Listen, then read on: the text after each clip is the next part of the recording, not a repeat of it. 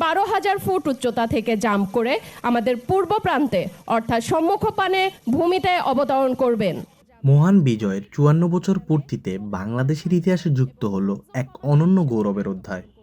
মঙ্গলবার বিজয় দিবসে রাজধানীর তেজগাঁ পুরাতন বিমানবন্দর সংলগ্ন জাতীয় প্যারেড গ্রাউন্ডে 54 জন প্যারাট্রুপার একসঙ্গে জাতীয় পতাকা হাতে স্কাই ডাইভিং করে বিশ্ব রেকর্ড গড়েন।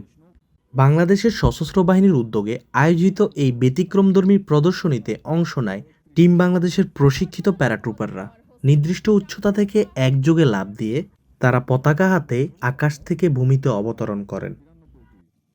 Lance corporal Mohammad Bashir Ahmed, jump সংখ্যা 126টি। মেজর মোহাম্মদ মাহমুদুল হাসান, জাম্প সংখ্যা 92টি। Colonel Mohammad Nurul Hasib, OSP, jump সংখ্যা 427টি। Major Mohammad Sajjadul Islam, BSP, jump সংখ্যা 81টি। প্যারাট্রুপারদের নিখুঁত সমন্বয়, সাহসিকতা ও দক্ষতা দর্শকদের মুগ্ধ করেন। এই ঐতিহাসিক মুহূর্তটি প্রত্যক্ষ করেন প্রধান উপদেষ্টা অধ্যাপক ডক্টর মোহাম্মদ ইউনূস। অনুষ্ঠানে প্যারাশুটিংয়ের পাশাপাশি সেনাবাহিনী, বিমান বাহিনী ও নৌবাহিনীর সমন্বয়ে ফ্লাই ফাস্ট ও এয়ার শো অনুষ্ঠিত হয়। বাংলাদেশ বিমান বাহিনীর যুদ্ধবিমান ও হেলিকপ্টার আকাশে মনোমুগ্ধকর প্রদর্শনীর উপহার দেয়।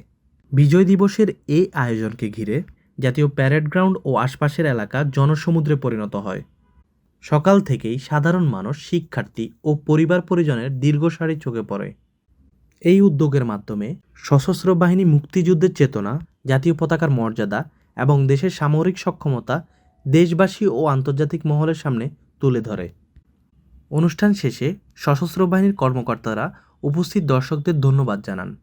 প্যারাট্রুপাররাও দেশবাসীর ভালোবাসা ও উৎসাহের জন্য কৃতজ্ঞতা প্রকাশ করেন। এই বিশ্ব রেকর্ড শুধু বিজয় দিবসের উদযাপন নয়, এটি বাংলাদেশের প্রশিক্ষণ, শৃঙ্খলা ও কৌশলগত সক্ষমতার এক উজ্জ্বল দৃষ্টান্ত।